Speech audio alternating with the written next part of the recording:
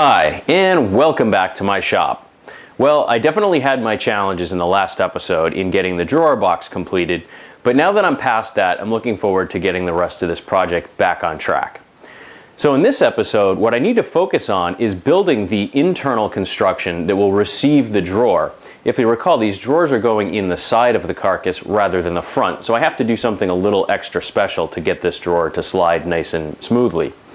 And then I also have to apply my false fronts that will look like the side aprons. So I'm going to show you how I'm going to use some scrap wood that I used in the shop. Some laminated maple to help me build the doublers that will receive the drawer, and then just some scrap strips of cherry that are going to provide a jig for me to help with the glue up to make sure I get those drawer fronts aligned just right. Here I have one of the drawers fit into the recess where it's going to go. So I have it pretty much snug against the front here. And remember, I'm going to have a little guide rail that will slide on, where that groove will slide. So I'm going to leave a little bit of a gap there, and then what I've done is taken my combo square, laid it down next to that drawer side, and again leaving a little bit of a gap. I've got it set so that I know how much of a doubler I need to put in this space here in order to even out this wider apron on this side. So I need to come up with a means of creating a doubler that wide. In order to get a doubler almost 2 inches thick, that's going to be a really, really big, heavy piece of stock that I would have to attach to this back apron. And it would really kind of unnecessarily make this thing a lot heavier and a lot bulkier. So I've come up with a slightly different solution instead of just using one solid doubler for this apron. I went to my wood pile and I found these roughly 1/4 inch strips of white oak left over from my screen door project, and they're nice and wide. So I figured rather than, like I said, just installing one thick block, I could put the doubler blocks at the beginning and end of these strips, and then have these strips sort of serve as a bridge to fill that gap. So it'll be a much more lightweight and simpler solution. So now I just need to figure out what my new thickness is for the blocks that will support this bridge against the apron.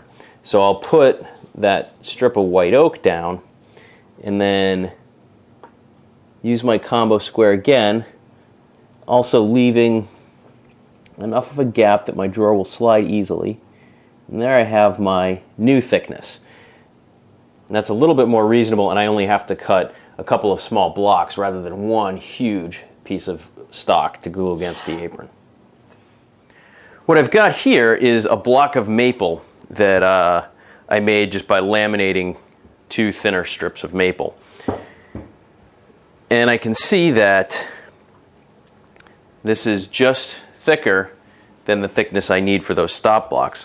So I'll just run back to my bandsaw and take a little bit off and then run it through the jointer and planer again, get it down to this thickness, and then I'll be able to cut little blocks, basically 4 blocks off of this, to serve as my bridge for those guides. Alright, I've now gone and planed my piece of stock down, and it is the exact thickness that I was looking for. So now all I have to do is cut off some blocks, and then I can use those for my bridges.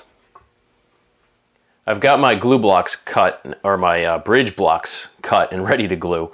I even cut the end ones with a 4-degree angle so that they'll actually fit right up against the back of this leg.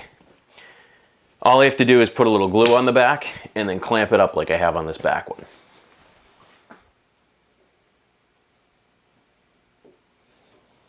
Got my combo square set so that I set all of these blocks the same distance from the top.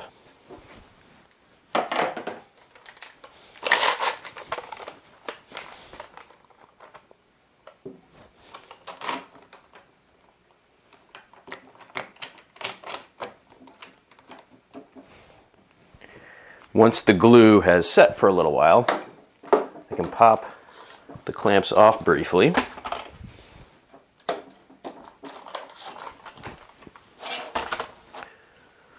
and then apply glue to the other side of these blocks. I've gone ahead and cut my bridge strips of quarter sawn white oak to the right length. And I also have that 4-degree bevel cut on the front of that as well.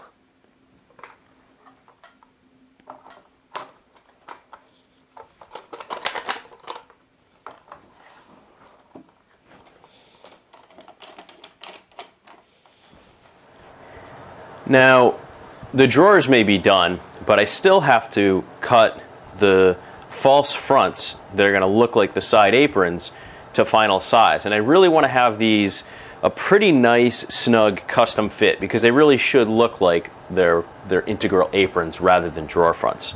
So what I'm going to do is square off one side of my drawer fronts, and then I'm going to take them over to the carcass itself and then make a mark to do my final crosscut.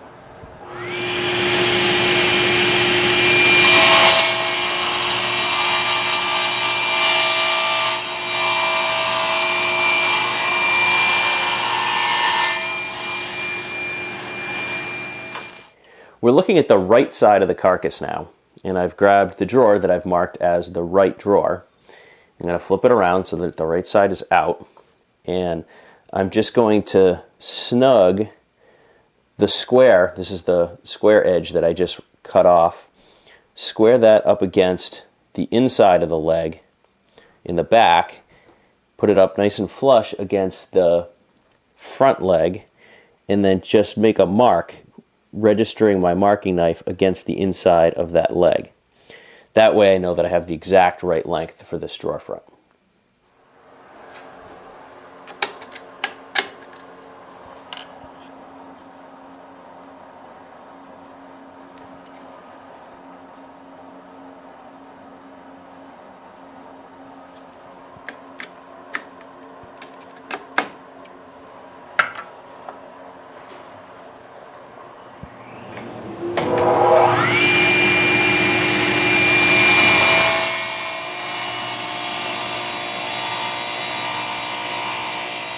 And now, for the moment of truth. It's a little bit tight. Whoops, it's upside down. Not that that's going to make a difference. It's a little bit snug. So I'll have to go and take off just a tiny bit more. One more try. Just took off a smidgen, maybe a 1/16 of an inch. And there we go. Got a nice fit. I have pretty much an even reveal on both sides, and I really don't have any extra play there.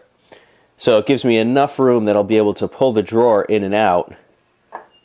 In fact, I might put just like a slight bevel on the back of the drawer front here, the false front, so that it goes in there nice and easy. But that's going to work perfectly. I've milled up some thin 1/4 inch stock and rounded off the front end, and that's going to serve as my drawer guide. There's going to be one on each side that's going to fit in that groove on the side of the drawer.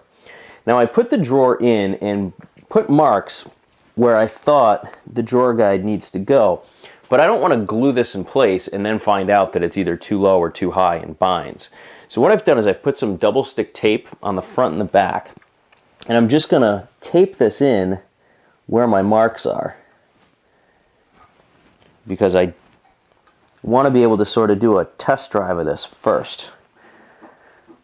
So I'll stick these in place, and then I'll put my drawer in and make sure that everything slides okay.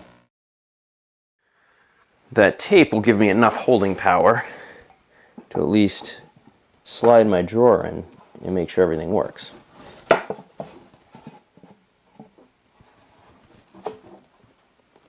So you can tell already, right there, it's not a good fit. So if I glued those in place, I wouldn't be able to get my drawer in. So I'll make some adjustments, get it right, and then make my final marks. Now I've put a very small amount of glue on the back side of this runner, or this guide, because I really don't want any squeeze out that could potentially mess with the fit. Now, rather than trying to get all kinds of clamps on here with an uneven surface, I'm just going to use a couple of little tiny 1/2-inch pin nails to secure this, and you'll never even see them.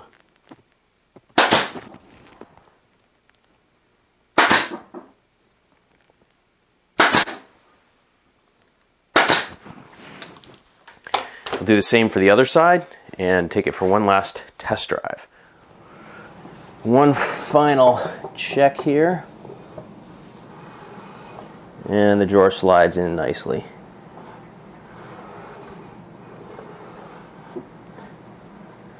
So all I have to do now is apply the false drawer fronts to the drawer boxes. And I really had to wait until the drawer was fully fitted and assembled before I could do that. So the trick now is to glue the false fronts onto the drawer box and ensure that it's perfectly aligned inside the frame made by those two legs. So I'll show you a method that I've come up with to make sure that this gets nice and aligned. The trick to this is a couple of small clamping blocks that I cut. So this is just a small block, and I've got that 9-degree bevel on both sides so that it slides just inside that drawer. And that accomplishes two things. One, it's going to help me distribute the clamping pressure, but more importantly, that actually extends just beyond the inside of this top rail here, meaning that I'll be able to get a clamp behind there with, using my parallel clamps. And then I've also cut another glue block to protect the front. And again, I've cross-cut it so that it just fits inside those legs, which is important because of the slight reveal. And I always do this. I always put the thing in upside down to start. So all I have to do is put glue on the inside of the box, or the outside of the drawer box. Then I've got my two clamping blocks in place, and then I'll be able to make sure this is nice and well aligned, and then I can just put parallel clamps, 1, 2, and that'll hold everything in place despite the drawer actually being in its final location. Okay, so now I've got a thin coat of glue on my drawer front. I'm just going to slide it in, get it in place, drop my clamping block in there, being cognizant not to touch the glue. Now make sure I have the proper side out. I'm going to just push that into place and start aligning that. And then I can drop my front glue block in there. Now I'm going to put my first clamp in and just tighten it enough to hold everything in place. And then I'm going to double check my alignment again. Move this up a little bit. I'm also double checking the drawer to make sure that the drawer is centered between the guides. I wouldn't want it like jammed up against one side versus the other side. And that looks pretty good. So I'm going to put my other clamp on.